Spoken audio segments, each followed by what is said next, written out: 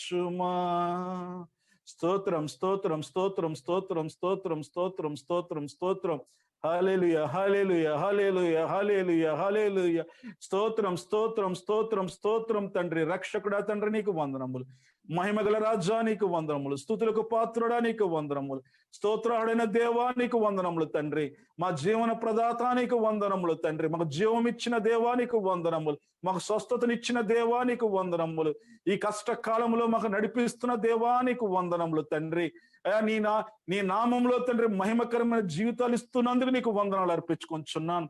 అయ్యా నీ పాదాల దగ్గర కూర్చునే ధన్యత ఇస్తున్నందుకు నీకు వందనములు. అబ్బా తండ్రి అనే ధన్యత ఇస్తున్నందుకు నీకు వందనాలు అర్పించుకుంటున్నాము తండ్రి. కృపామయుడు కరుణామయుడు తండ్రి. తండ్రి స్తోత్రం అయ్యా. అయ్యా మేమేమై ఉన్నామో నీవిచ్చిన కృపే నాయన. మేమేది కలిగి ఉన్నామో ప్రభు మామే చూపిస్తున్న ప్రేమే ప్రభు. నీ నామములో తండ్రి స్తోత్రం. పరిశుద్ధమైన నీ నామములో నాయన అయ్యా పరిశుద్ధమైన జీవితం జీవించడానికి తండ్రి పరిశుద్ధాత్మను మాకు వసగిన దేవా నీకు వందనములు తండ్రి. అయ్యా నీ నామ మహిమార్థముకు తండ్రి వాక్యానుసారముగా ప్రవ్వా నువ్వు మాతో మాట్లాడేయనున్న దేవా నీకు వందనాలు అర్పించుకొంచున్నాను. అయ్యా తండ్రి స్తోత్రం స్తోత్రం స్తోత్రం. నీ కృపను బట్టి నీ ప్రేమను బట్టి తండ్రి ఇగో మేము మా కుటుంబాలు మా సంఘాలు నాయన తండ్రి అయ్యా ఈ కష్టకాలంలో ఎంతో మంది బిడ్డలు నాయన తండ్రి నీ నామంలో అయ్యా తండ్రి ఈ భయంకరమైన స్థితి నుంచి తండ్రి దూరముగా తండ్రి అయ్యా నీ రెక్కల చాటును భద్రపరిచి తండ్రి క్షేమంగా ఉన్నందుకు నీకు వందనాలు అర్పించుకొంచున్నాను. అయ్యా తండ్రి నీ కాపుదల్లో ఉంచినందుకు నీకు వందనాలు అర్పించుకొంచున్నాను. ప్రార్థనలకు జవాబిస్తున్నందుకు నీకు వందనాలు అర్పించుకొంచున్నాను.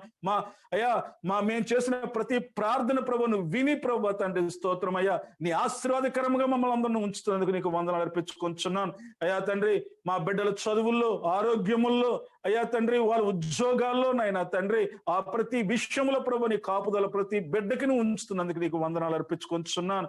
అయ్యా నీ కుటుంబముగా తండ్రి నీ రక్తముతో వెల ఇచ్చి కొన్న కుటుంబముగా నాయన మేమందరం నీ పాదాల దగ్గర చేరి తండ్రి ఈ కృపను ఈ సమయాన్ని ప్రభు నువ్వు ఇచ్చినందుకు నీకు వందనాలు అర్పించుకుంటూ ఏమిచ్చిన రుణం తీర్చుకోగలమయ్యా.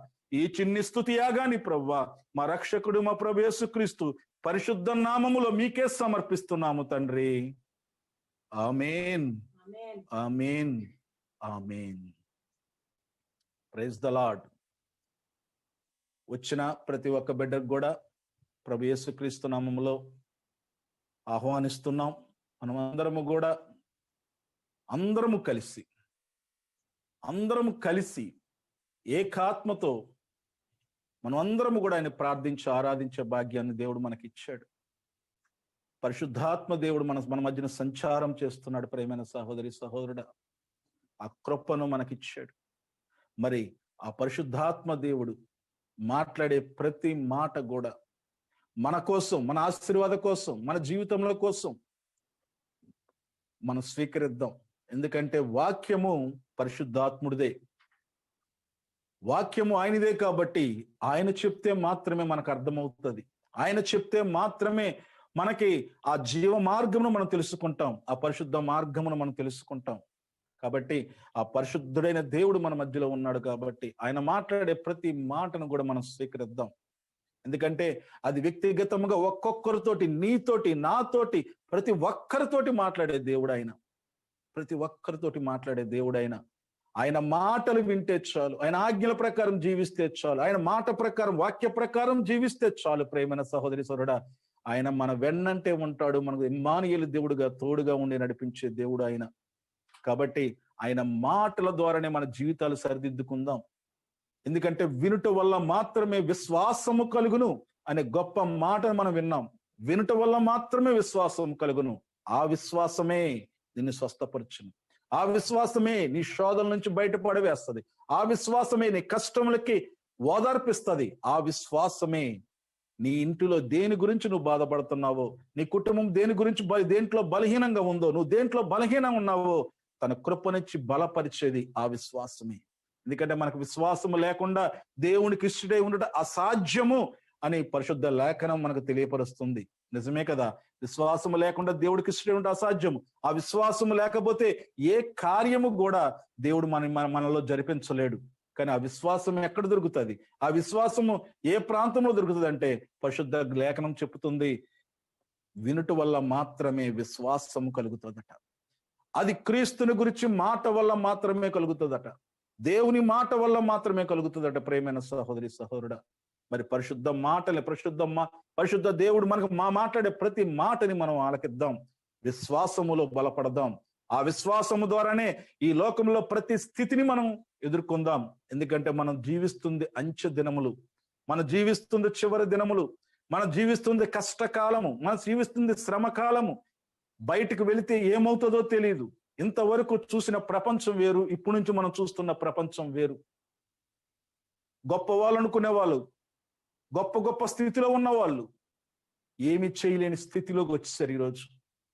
ఎవరు ఏమి అర్థం కాని స్థితిలో ఈరోజు జీవిస్తున్నాం మనం. మరి మనం ఎవరమో, మనం ఏమై ఉన్నామో, దేవుని యొక్క కృప ఏమై ఉందో, ఎందుకు నిన్ను నన్ను ఆయన ప్రేమించాడో ఆయన మాటలు మనం ఆలకించి విశ్వాసం ద్వారా మనం అందరం కూడా బలపడదాం. ప్రేమైన సహోదరి సహోదరుడా, ఈరోజు దేవుడు మనకిచ్చిన వాక్య భాగాన్ని మనం ధ్యానించుకుందాం. దేవుడిచ్చిన వాక్య భాగంలో ఈరోజు దేవుడిచ్చిన వాక్య భాగం లూకాసు వార్త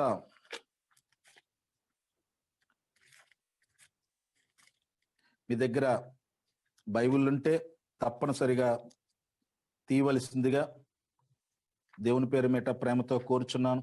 లూకాసు వార్త 15వ అధ్యాయము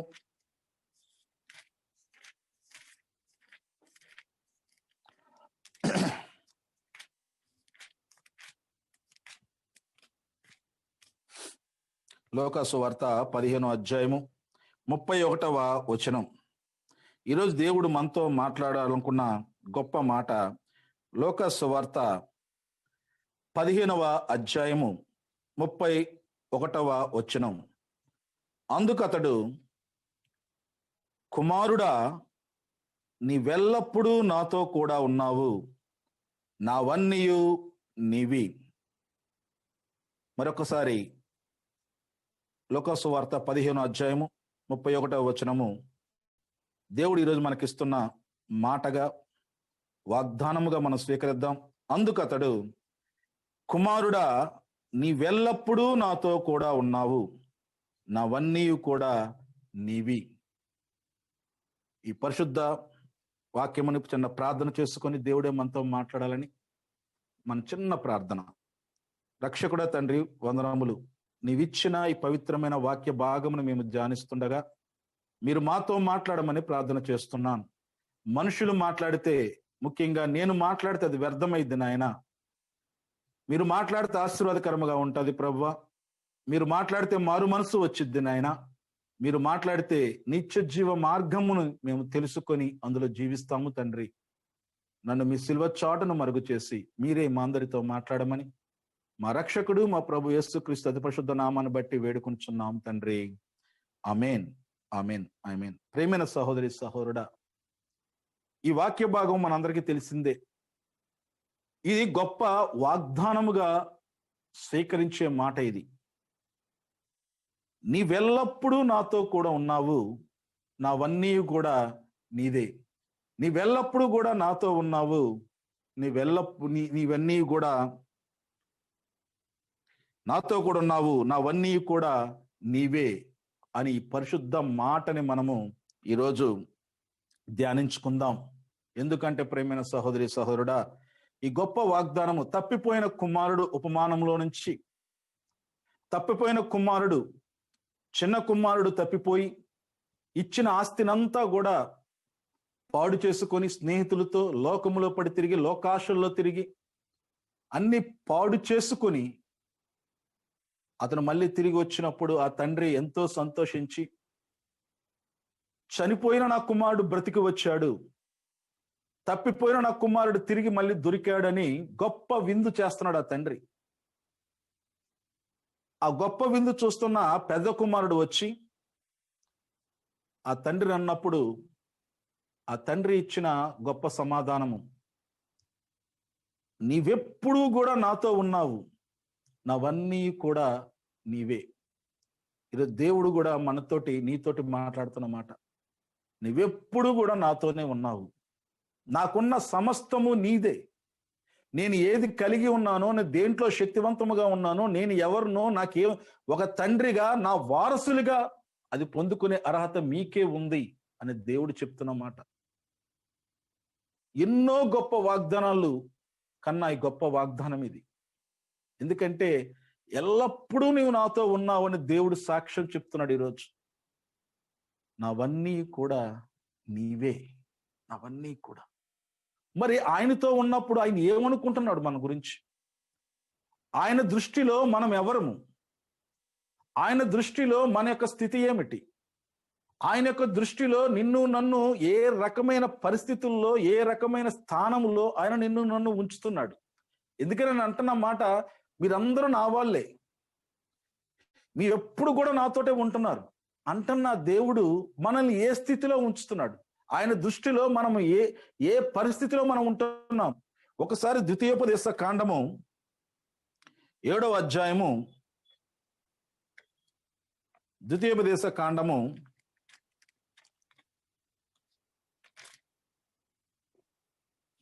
7వ అధ్యాయము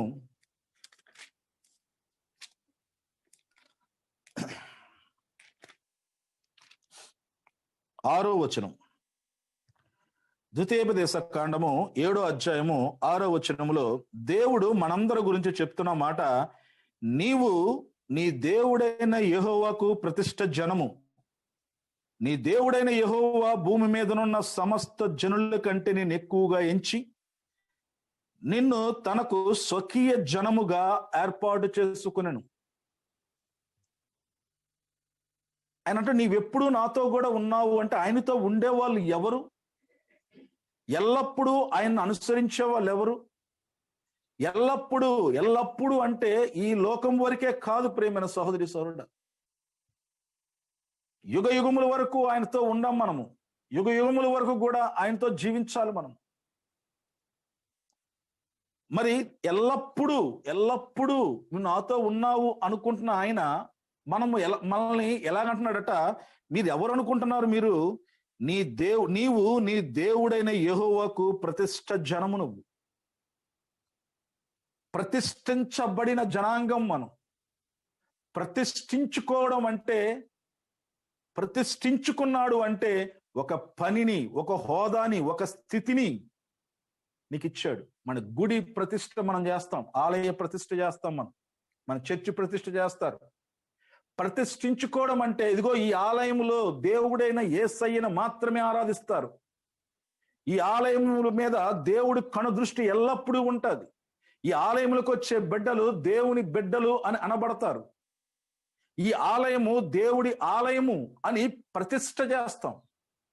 ఇది దేవుడు నివాసము, కనుదృష్టి ఉండే ప్రాంతము, దేవుడు సంచరించే ప్రాంతము అని ప్రతిష్ఠ చేస్తాం. ఈరోజు దేవుడు స్పష్టముగా ఈరోజు నీతో నాతో మాట్లాడుతున్న మాట, ఇదిగో నీవు యెహోవాకు ప్రతిష్ఠ జనము. ఒక్కసారి ఆలోచించు, ఎవరు నీవు అంటే, నేను దేవుడికి ప్రతిష్ఠ జనము. అది గుర్తెరగకుండా, అది గుర్తించకుండా ఈరోజు మన జీవితం సాగిస్తున్నాం ప్రేమైన సహోదరి సహోదరుడా. ప్రతిష్ఠించుకున్నాడు అంటే ఆయన బిడ్డలుగా, ఆయన రాజ్య వారసులుగా మనం ఉండటానికి ప్రతిష్ఠించుకున్నాడు. ఆయన బిడ్డలైతే, ఆయన శిష్యులైతే, ఆయన సాక్షులైతే ఆయన మాట ప్రకారమే వాళ్ళు జీవిస్తారు. ఆయన ప్రతిష్ఠించుకున్నాడు, ఇదిగో నేను దేవునిగా, వీళ్ళు నా బిడ్డలుగా, నేను తండ్రిగా, వీళ్ళు నా బిడ్డలుగా, నేను నాయకుడిగా, నేను నడిపించే జనాంగముగా, నేను స్నేహితులుగా, నా ప్రియమైన స్నేహితులుగా, మిమ్మల్ని నన్ను ప్రతిష్ఠించుకున్నాడు ఆయన. అందుకే అన్నాడు, ప్రతిష్ఠించుకున్నాడు కాబట్టి ఎల్లప్పుడూ మనతో ఉండే దేవుడు ఆయన. యేసుక్రీస్తు వారికి పేరు పెట్టేటప్పుడు ఆ దేవదూత అన్నమాట, ఇగో యేసు అనే పేరు పెట్టు అన్న తర్వాత, అది మాత్రమే కాదు, ఈయనకి ఇమ్మానుయేల్ అనే పేరు కూడా ఈయనకుంది. ఇమ్మానుయేల్ అనకంటే దేవుడు తోడుగా ఉండే దేవుడు, మనకు తోడుగా ఉండే దేవుడు. ఇమ్మానుయేలు దేవుడు ఆయన. ప్రతిష్ఠ జనాంగముగా ఆయన ఉంటాడు. మనం చేసుకున్నాడు ఆయన. ఆయన ఆలయంలో మన ప్రతిష్ఠ జనాంగం. ఆయన మనం ప్రతిష్ఠించుకున్నాడు కాబట్టి మనము ఆయన ద్వారా నడిపించబడే బిడ్డలం. ఆయన ప్రతిష్ఠించుకున్నాడు కాబట్టి ఆయన దేవుడిగా ఆయన ప్రియ జనాంగముగా మనం ఉండాలి. ఆయన మాట వినాలి. కానీ మనము ఈ లోకం మాట వింటూ జీవించే బిడ్డలుగా తయారైపోతున్నాం. ఆయన అన్నాడు, ఎల్లప్పుడూ మీరు నాతో ఉంటారు, నేను మీతో ఉంటాను. ఎవరితో ఉంటాడట? ఆయన ప్రతిష్ఠ జనముతో ఉంటాడట, ప్రతిష్ఠించుకునే బిడ్డలతో ఉంటాడట. కానీ మన జీవితంలో ఒకసారి పరిశీలించుకుందాం ప్రియమైన సహోదరి సహోదరుడా. నిజంగా ఆయన ప్రతిష్ఠించుకున్న జనాంగములానే మనం నడుస్తున్నామా? ఆయన ప్రతిష్ఠించుకున్న ఆ బిడ్డల్లాగే మనం జీవించగలుగుతున్నామా? వీరు దేవుని బిడ్డలు అనే అనే గొప్ప పదమును ధరించుకున్న మనము నిజంగా దేవుని బిడ్డల్లాగే మనం జీవిస్తున్నామా? మరి ఈ వాగ్దానం మనం స్వతంత్రించుకోవాలంటే, మీరు ఎల్లప్పుడూ నాతో కూడా ఉన్నారు అనే మాటని స్వతంత్రించుకోవాలంటే మనం అందరము ఆయన ప్రతిష్ఠ జనముగా మనం ఉండాలి. ఎలా ప్రతిష్ఠించుకున్నాడట? తన రక్తం ఇచ్చి ప్రతిష్ఠించుకున్నాడు. ఓరకనే తేలిగ్గా మనము ఓరకనే ఏమీ లేకుండా ఆయన దేవుడిగా మనం అంగీకరిస్తున్నాము, కానీ ఆయన ఎంత అద్భుత కార్యం చేసి ప్రతిష్ఠించుకున్నాడో తెలుసా? దేవుడయ్యుండి పరిశుద్ధుడు పరిశుద్ధుడని వేల నోళ్లతో కొనియాడబడుతున్న ఆ భాగ్యమును విడిచి, ఆ గొప్ప స్థితిని విడిచి, నిన్ను నన్ను ప్రేమించి, లోకములో ప్రతివాన్ని ప్రేమించి, ఈ లోకములో ఆయన పుట్టి, నరమానవుడుగా పుట్టి, తన రక్తము ద్వారా, తన శరీరం ద్వారా, కల్వరి యాగము ద్వారా ఆయన నిన్ను నన్ను కొనుక్కొని ప్రతిష్ఠించుకున్నాడు. ఆకాంక్షణీయుడు, 10,000 మందిలో అతి సుందరుడైన ఆ దేవుడు స్వరూపము లేని స్థితిని తెచ్చుకొని, తను నరక యాతన అనుభవిస్తూ, తను బాధలు అనుభవిస్తూ, అవమానించబడుతూ, దెబ్బలు తింటూ, ఉమ్ము వేయించుకుంటూ, నీ అందరూ నా అందరూ ప్రేమను చూపిస్తూ, తన రక్తమంతా కార్చి దాన్ని వెలగా ఇచ్చి నిన్ను నన్ను ఆయన ప్రతిష్ఠ జనాంగముగా ప్రతిష్ఠించుకున్నాడు. ఆయన సొంత జనాంగముగా ప్రతిష్ఠించుకున్నాడు. వీళ్ళు నా సొంత ప్రజలు, వీళ్ళు నా సొంత ప్రజలు, నా వారసులు వీళ్ళు అని ప్రతిష్ఠించుకున్నాడు ప్రేమైన సహోదరి సహోదరుడా. కాబట్టి ఆయన అన్నాడు, నావన్నీ కూడా నీవే, ఎల్లప్పుడూ మీతోనే ఉండే దేవుడు నేను. ఆయన ప్రతిష్ఠ జనాంగము ప్రతిష్ఠించుకున్నాడు. నీ దేవుడైన యెహోవా భూమి మీద ఉన్న సమస్త జనము కంటే నేను ఎక్కువగా ఎంచి నిన్ను తనకు స్వకీయ జనముగా ఏర్పాటు చేసుకున్నాడు. స్వకీయ జనము, సొంత జనముగా నిన్ను నన్ను ఏర్పాటు చేసుకున్నాడు. స్వకీయ అంటే ఆయన సొంత జనము. దేనంట? ఈ లోకములో ఉన్న వాళ్ళకంటే గొప్పగా నిన్ను ఎంచి, ఈ లోకములో ఉన్న భూమి మీద ఉన్న సమస్త జనము కంటే నేను గొప్పగా ఎంచి. ఏముంది జనము కంటే నీలో ఉన్న గొప్పతనం? ఈ లోకములో ఉన్న వాళ్ళకంటే ఏముంది నీ గొప్పతనం? ఈ లోకములో ఉన్న వాళ్ళకంటే గొప్పవాడువా నువ్వు? ఈ లోకములో ఉన్నవాడి కంటే ధనవంతుడివా నీవు? ఈ లోకములో ఉన్న వాళ్ళకంటే అందగాడువా నీవు? ఈ లోకములో ఉన్నవాడి కంటే బలవంతుడివా నీవు? ఈ లోకములో ఉన్న వాళ్ళకంటే దేవుని కార్యములు గొప్పగా చేసేవాడివనా? కానీ ఎంచుకున్నాడు నిన్ను. అందుకే రోమీ రాసిన లేఖలో అంటాడు, బలవంతులను సిగ్గుపరచుటకు బలహీనులను ఎన్నుకున్నాడు. బలవంతులు జ్ఞానులను సిగ్గుపరచుటకు జ్ఞానము లేని వాడిని ఎన్నుకున్నాడు. ఇది నీ శక్తి కాదు, నీ బలము కాదు. ఆయన నిన్ను నన్ను ఎన్నుకున్నాడు. ఆయన కేవలం ప్రేమ బట్టి, ఆయన కృపను బట్టి ఉచితముగా ఆ రక్షణ నీకు నాకు ఇచ్చాడు. తన స్వకీయ జనాంగముగా, స్వకీయ అంటే సొంత జనాంగముగా నిన్ను చేసుకున్నాడు. సొంత జనం. అందుకే తండ్రి అని పిలిచే భాగ్యము నీకు నాకు ఇచ్చాడు. ఆయన తండ్రి అని పిలిస్తే చాలు పలికే దేవుడుగా నీకు నాకున్నాడు. దేవుని బిడ్డ అంటే ఎలా ఉంటుంది తెలుసా? ఈ లోకములో పలానా వ్యక్తి వంశము, పలానా వంశం అని తొడలు కొట్టుకుంటూ లోకం జీవిస్తుంది. వాళ్ళు గర్వపడుతున్నారు, పలానా వాడికి నేను పుట్టాను, పలానా వాడికి మనవడుగా పుట్టాను, పలానా వాడికి నేను ఉన్నాను. ఈ లోక వంశాలు బట్టి వాళ్ళు పిలుచుకుంటున్నారు. కానీ దేవుని వంశముగా, దేవుని బిడ్డలుగా నీవు నేను ఉన్నామంటే తెలుసా నీకు? అది ఎంత గొప్ప ఆధిక్యతో తెలుసా? ఈ లోకములో ఉన్న వాళ్ళకంటే గొప్పగా నిన్ను నన్ను ఎంచి ఆయన స్వకీయ జనముగా నిన్ను నన్ను చేసుకున్నాడు. ఆయన దృష్టిలో ఆ స్థితిలో ఉన్నావు నీవు. ఆయన దృష్టిలో నీ స్థితి అది. నీ పరిస్థితి అది, నీకు ఇచ్చిన స్థానం అది. స్వకీయ జనాంగముగా నీ ఉన్నావు ప్రేమైన సహోదరి సహోదరుడా, స్వకీయ జనాంగముగా నీ ఉన్నావు. అందువల్ల అంటున్నాడు, నీవెప్పుడు నాతో కూడా ఉన్నావు, నీవెప్పుడు నాతో కూడా ఉన్నావు. ఎప్పుడు ఆయనతో ఎవరితో ఉంటాడు? తన స్వకీయ జనముతో ఉంటాడు, తన ప్రియమైన బిడ్డలతో ఉంటాడు, తన ప్రతిష్ఠ చేసుకున్న జనముతో ఎల్లప్పుడూ దేవుడు ఉంటాడు, తోడుగా ఉంటాడు, నడిపిస్తాడు. ఒక మంచి కాపరివై గొర్రెలను నడిపిస్తాడు. ఒక దేవుడివై సర్వ అవసరతలు సమకూర్చుస్తాడు. ఒక స్నేహితుడివై మంచి ఆలోచనలు ఇచ్చి నడిపిస్తాడు. నువ్వు పుట్టినది మొదలుకొని చివరి వరకు కూడా నిన్ను విడిచిపెట్టకుండా అనుక్షణము తన కనుదృష్టి నీ మీదే ఉంచి, ఏ కష్టమైనా, ఏ బాధ అయినా, ఏ రోగమైనా నీ గుడారమును సమీపించకుండా, నువ్వు ప్రయాణాలు చేస్తున్న ప్రయాణాల్లో తన దేవదూతలకు ఆజ్ఞయిస్తూ, ఇదిగో నా బిడ్డ బయటకు వెళుతున్నాడు, ఏ ప్రమాదం రాకుండా కాపాడని దేవదూతలను సహాయంగా ఉంచుతూ, కునకక నిద్రపోక దివారాత్రములు నేను కాపాడే దేవుడు, కాపాడే దేవుడైన, ఎల్లప్పుడూ నీతో ఉండే దేవుడైన, ఎల్లప్పుడూ నీతో నడిచే దేవుడైన ప్రేమైన సహోదరి సహోదరుడా, ఆలోచించు.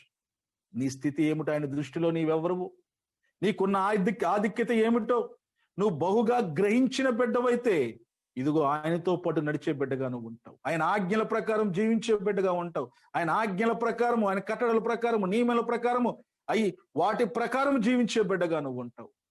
కానీ ఇక్కడ వినేసి ఇటు వదిలేసి, ఆలయంలో ఉన్నంత వరకు ఒకలాగా, ఆలయంలో బయటికి లోకంలో వెళ్ళినప్పుడు ఒకలాగా, రెండు జీవితాలను జీవించలేవు ప్రేమైన సహోదరి సహోదరుడా.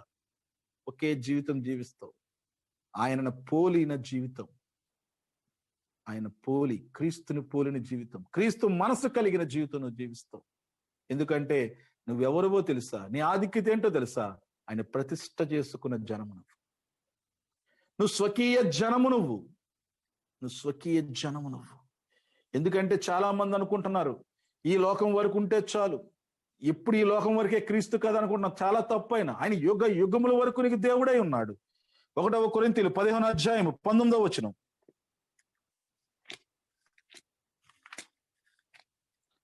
1 కొరింథీయులు రాసిన మొదటి పత్రిక 15వ అధ్యాయము 19వ వచనం.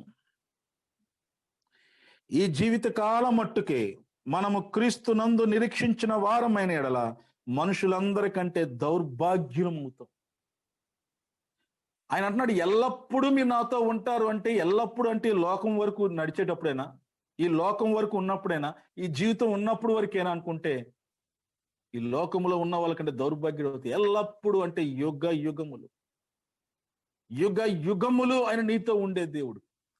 ఏ క్షణము కూడా నిన్ను విడిచిపెట్టడు. ఈ లోకం వరకే కాదు, ఈ లోకములో జీవించినంత వరకే కాదు, పరలోకము నుంచి యుగములు ఆయన్ని తోడుగా ఉండే దేవుడు, నీతోటే నివసించడానికి ఇష్టపడు. అందుకే ఆయన అన్నాడు, ఇదిగో నేను పరలోకం వెళుతున్నాను, మీరు నాతో నివసించడానికి నివాస స్థలములు నేను ఏర్పాటు చేస్తాను, నాతో పాటు మీరు నివసించటానికి. చూడు ఎంత గొప్ప ప్రేమ, చూడండి ఎంత గొప్ప విషయమో చూడండి. మీరు నాతో పాటు నివసించడానికి మీకు నూతన గృహములు అక్కడ ఏర్పాటు చేస్తాను. ఆయనతో పాటు మనం నివసిస్తాం. ఈ జన్మ వరకే కాదు, యుగముల వరకు కూడా ఆయనకు మనకు దేవుడై ఉన్నాడు. యుగములు కూడా మనతో ఉండటానికి ఇష్టపడే దేవుడు, మనతో పాటు నివసించడానికి ఇష్టపడే దేవుడు. నేను విడవడు, ఎడబాయడు. ఈ లోకం వరకే కాదు, యుగముల వరకు కూడా ఆ వాగ్దానం నీవు నేను పొందుకుంటాం ప్రేమైన సహోదరి సహోదరుడా, నీవు నేను పొందుకుంటాం. కాబట్టి మనం ఏమి చేయలేదో తెలుసా? అదే 1 కొరింథీయులు 3వ అధ్యాయము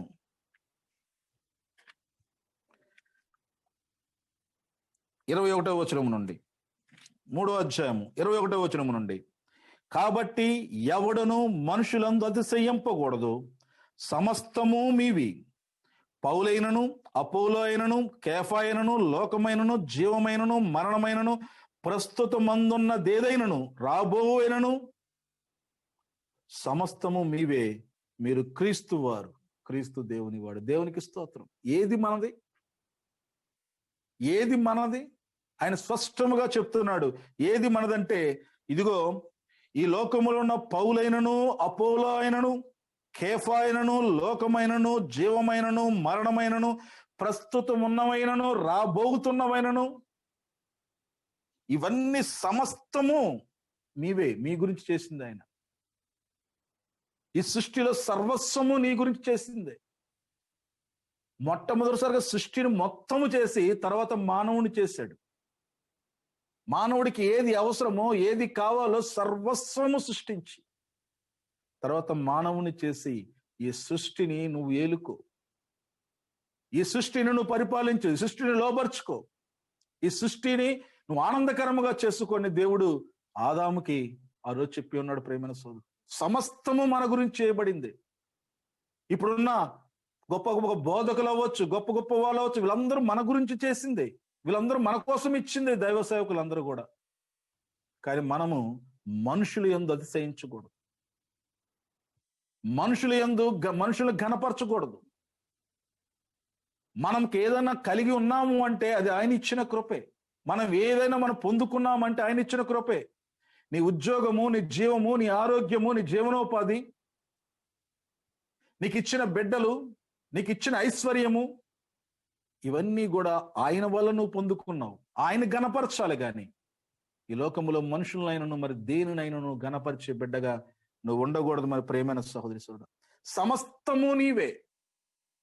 ఈ సమస్తము ఎక్కడదంటే ఆయనదే. సృష్టి యావత్తు సృష్టించింది ఆయనే. ఇదంతా కూడా ఆయనదే. అవన్నీ నీ గురించే ఇస్తున్నాడు దేవుడు, అన్ని నీ గురించి ఇస్తున్నాడు. ఆలోచించు, మనం ఎవరమట? క్రీస్తు వారమట. మనం క్రీస్తు వారము కాబట్టి ఆయనకున్నవన్నీ కూడా మనవే. ప్రేమైన సహోదరి సోదరుడు, ఆయనకున్నవన్నీ కూడా మనమే. కానీ మనం ఏమనుకుంటున్నామో తెలుసా? మేము పుట్టి క్రైస్తవులు అండి, మా నాన్న క్రైస్తవుడు, మా తాత క్రైస్తవుడు, మా వంశం అంతా క్రైస్తవులు, ఫాస్టర్ గారి కుటుంబాలు, దైవ సేవకుల కుటుంబాల నుంచి వచ్చిన వాళ్ళం, గొప్ప గొప్ప కుటుంబాల్లో మనం పుట్టిన వాళ్ళం అని నీ స్థితిని నువ్వు మర్చిపోతున్నావు. ఎందుకంటే ఆ రోజు కూడా యూదులందరూ కూడా మేము అబ్రహాము సంతానం అని వాళ్ళు గర్వపడ్డారు. ప్రేమైన సహోదరి సోదరుడా, ఇక రోమిల్ రాసిన లేఖ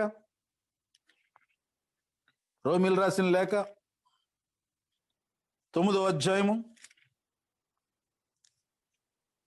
రోమిల్ రాసిన లేఖ 9వ అధ్యాయము 6వ వచనం నుండి, ఇశ్రాయేలు సంబంధులందరూ ఇశ్రాయేలు కారు, అబ్రహాము సంతానమైనంత మాత్రాన అందరూ పిల్లలు కారు గాని ఈసాకు వలనైనను నీ సంతానం అనబడును.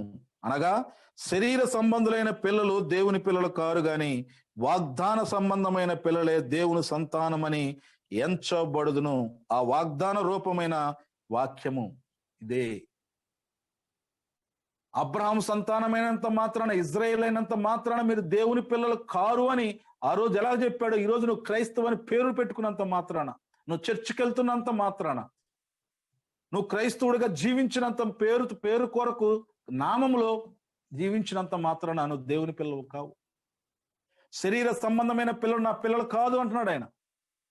శరీర సంబంధం అంటే లోకం ప్రకారం జీవించే బిడ్డలు ఎప్పుడు నా పిల్లలు కారు. లోక పద్ధతి ప్రకారం జీవించే వాళ్ళు నా పిల్లలు కారు. నా పిల్లలు ఎవరు అంటే నేను ప్రతిష్ఠ చేసుకున్న నా జనాంగముగా, నా స్వకీయ జనాంగముగా నేను ఏమై ఉన్నానో అవన్నీ వాళ్ళు స్వతంత్రించుకోవాలని ఆశపడుతున్నాను. నేను ఎలాగున్నానో వాళ్ళు అలాగా ఉండాలి. నా మనసు ఏమిటో వాళ్ళ మనసు అలాగా ఉండాలి. నేను ఏమి చేశానో ఆ కార్యములు చేసే బిడ్డలుగా వాళ్ళు ఉండాలి. ఆయన పోలిక చొప్పున ఉన్న వాళ్ళు మాత్రమే ఆయన బిడ్డలుగా ఉండాలి. ప్రేమైన సహోదరి సహోదరుడా, ఆయన బిడ్డలుగా జీవించాలి. కానీ పేరు పెట్టుకున్నంత మాత్రాన, నువ్వు ఆలయానికి వెళుతున్నంత మాత్రాన, దశమ భాగాలు ఇస్తున్నంత మాత్రాన, కానుకలు ఇస్తున్నంత మాత్రాన, ప్రార్థనలు చేయించుకున్నంత మాత్రాన ఆయన పిల్లలు కావు. నువ్వు ఆయన ఆజ్ఞల ప్రకారం నడిస్తే మాత్రమే నువ్వు ఆయన పిల్లలు. ఆయన వాక్య ప్రకారం నడిస్తేనే ఆయన పిల్లవి. ఆయన వాక్యానుసారముగా జీవించగలిగే జీవితం ఉన్నప్పుడే ఆయన ప్రతిష్ట జనాంగము, స్వకీయ జనాంగము నువ్వు. అప్పుడు ఆయన అంటున్నాడు, నేను ఎల్లప్పుడూ మీతోనే ఉంటాను, మీరు ఎల్లప్పుడూ నాతోనే ఉంటారు. కానీ మన జీవితాలు ఎలా ఉన్నాయి ఒకసారి పరిశీలించుకుందాం. నామకార్థ క్రైస్తవ జీవితం జీవిస్తున్నామో అది వ్యర్థము. ప్రేమైన సహోదరి సోదరుడా, అది వ్యర్థము. నావన్నీ నీవే, నేనెప్పుడు నీతో ఉంటాను గొప్ప వాగ్దానం స్వతంత్రించుకోవాలంటే ఆయన బిడ్డలుగా మనం జీవించాలి. ఆయన ఆజ్ఞల ప్రకారం జీవించాలి. ఆయన వాక్య ప్రకారం జీవించాలి. ప్రార్థన ద్వారా మనం ఆయనతో మాట్లాడుతూ ఉండాలి. వాక్యం ద్వారా ఆయన మాటలు మనం వింటూ ఉండాలి. ఇలాగ గొప్ప సహవాసం గల బిడ్డలుగా ఆయనతో మనం ఉండాలి. నేను ఎల్లప్పుడూ నీతో ఉంటాను అంటే అర్థం ఏంటంటే, నేను ఎల్లప్పుడూ నీతో ఉంటానంటే అర్థం ఏంటంటే, ఆయన మాటలు ఎప్పుడు మనం వింటూ ఉండాలి. మన మాటలు ఎప్పుడు ఆయన వింటూ ఉండాలి. ఆ గొప్ప సహవాసం ప్రార్థన ద్వారా మనం ఆయనతో మాట్లాడుతూ ఉండాలి. ఆయన వాక్యము ద్వారా మనతో మాట్లాడుతూ ఉంటాడు. ఆయన మాటలు మనం వింటూ ఉండాలి. వాక్య ప్రకారం జీవిస్తూ ఉండాలి. ప్రార్థన ద్వారా మనం ఆయనతో మాట్లాడుతుంటాం. ఈ గొప్ప సహవాసం చేసే బిడ్డలుగా మనం ఉండాలి. ప్రియమైన సహోదరి సహోదరుడు, అలాంటి గొప్ప జీవితం జీవించాలని, అది వాగ్దానపరమైన బ్రతుకు. అది దేవుడిచ్చిన వాగ్దానం, పరిశుద్ధాత్మను పొందుకొని మనం జీవించాలి. అంతే తప్ప పేరుకు క్రైస్తవులుగా మనం జీవించవసరం లేదు. అంటే శరీర సంబంధమైన పిల్లలు నా పిల్లలు కాదు. నువ్వు పేరుకే క్రైస్తవుడు అవ్వచ్చేమో, పేరుకే క్రైస్తవ లెక్కల్లో నువ్వు ఉండొచ్చేమో, కానీ నా బిడ్డలుగా నువ్వు జీవించట్లేదు. నువ్వు జీవించాలంటే నా ఆజ్ఞల ప్రకారం నువ్వు గైకొను, నా కట్టడలు గైకొను, నా మాట ప్రకారం జీవించు, వాక్య ప్రకారం జీవించు. ప్రార్థనలో వాక్యములో నువ్వు ఉదక స్నానం చేయించబడుతూ దేవునికి మరింత దగ్గరగా కలిగిన జీవితం నువ్వు జీవించు. ఆయన గొప్ప ఆశీర్వాదాలు నువ్వు పొందుకుంటావు. గొప్ప ఆశీర్వాదాలు. ఏం ఆశీర్వాదాలు అంటే, ఆయనకున్నవన్నీ నీవే, ఆయనకున్న సమస్తము నీదే. ఆయనకి ఏమున్నాయంటే ఏమి లేవు. ఆయనకి ఈ సృష్టి అంతా ఆయనదే, పరలోకము కూడా ఆయనదే. ఆ గొప్ప పట్టణము, పరలోక పట్టణం యొక్క శిల్పి కూడా ఆయనే. అది నీ కొరకే తయారు చేయబడిన గొప్ప పట్టణం. అది కూడా నీకే. నావన్నీ నీవే, నాకు అవన్నీ నీవే. ఈ లోకంలో కావాల్సిన ప్రతిదీ, నీ బ్రతకడానికి కావాల్సిన ప్రతిదీ నీదే. నీ కోసమే సృష్టించాడు. పరలోకము కూడా నీవన్నీ నీవే. ప్రేమైన సహోదరి సహోదరుడు, ఆ మాట కూడా మనం చదివి మనం ముగిద్దాం. హెబ్రీయులు రాసిన లేఖ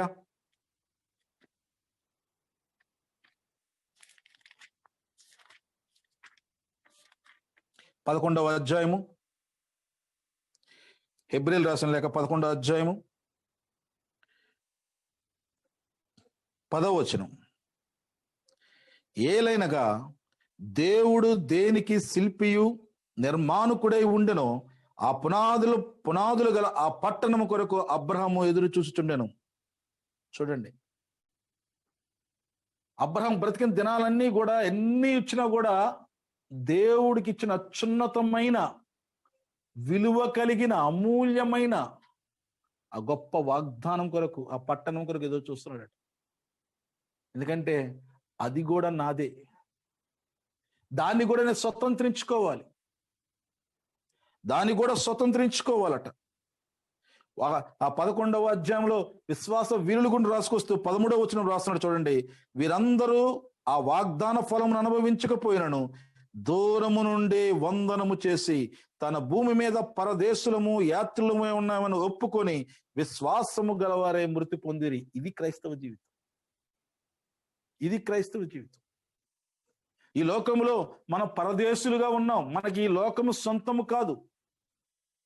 ఇక్కడ కావాల్సినన్ని కూడా ఆయన సమకూర్చి మనకిస్తున్నాడు. ఇది మనకు ఈ లోకం మనకు సొంతమైంది కాదు. మన యాత్రికులమై ఉన్నాము. ఎప్పటికైనా మన సొంతూరు మనం వెళ్ళవలసిన వారమే. మన ఊరు మనం వెళ్ళవలసిన వాడమే. అక్కడ ఏముంది అంటే, తండ్రి కుడి ప్రక్కన యేసు అక్కడ ఉన్నారు.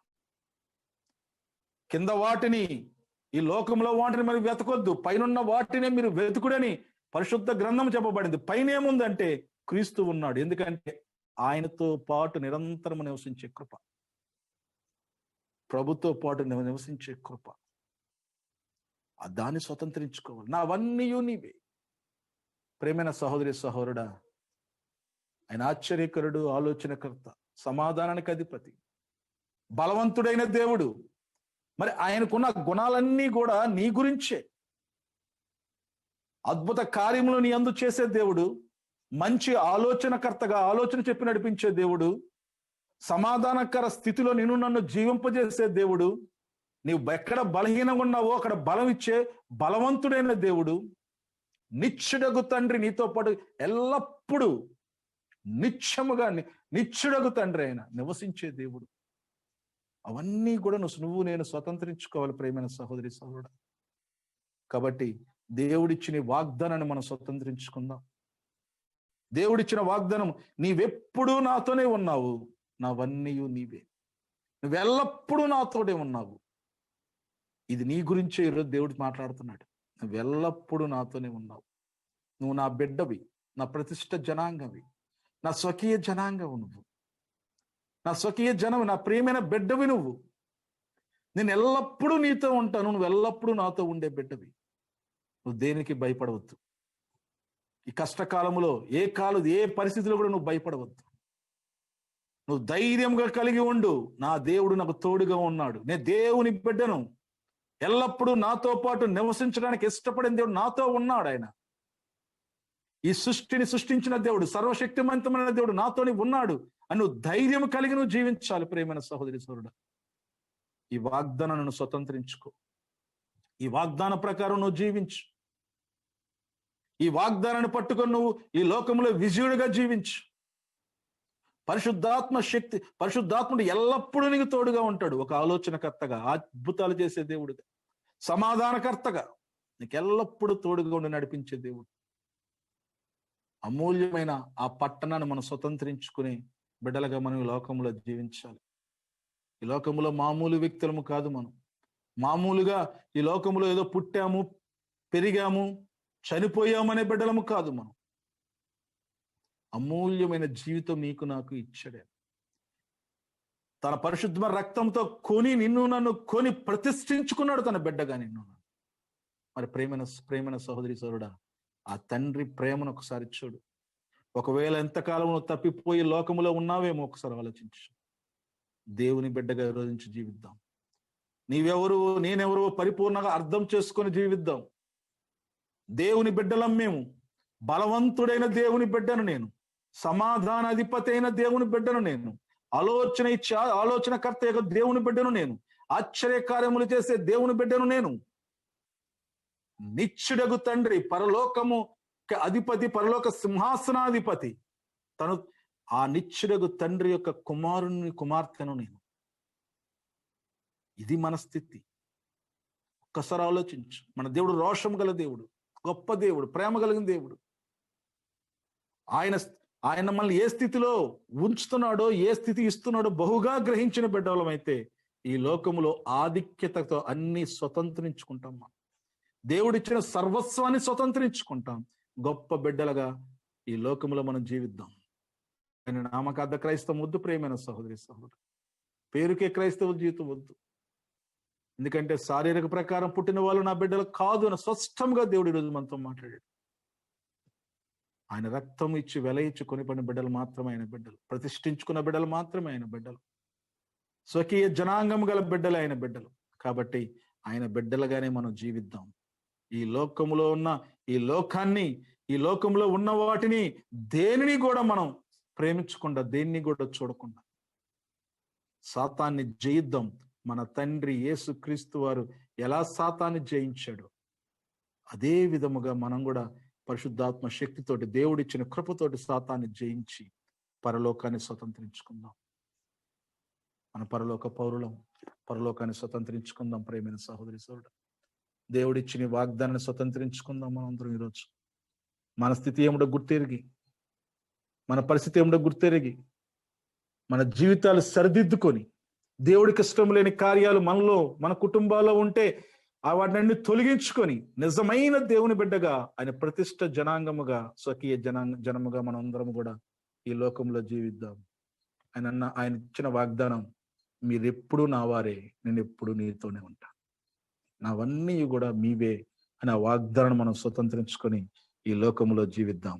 దేవుడు ఈ మాటల్ని దీవించి ఆశీర్వదించిన గాక. ప్రార్థన చేసుకుందాం.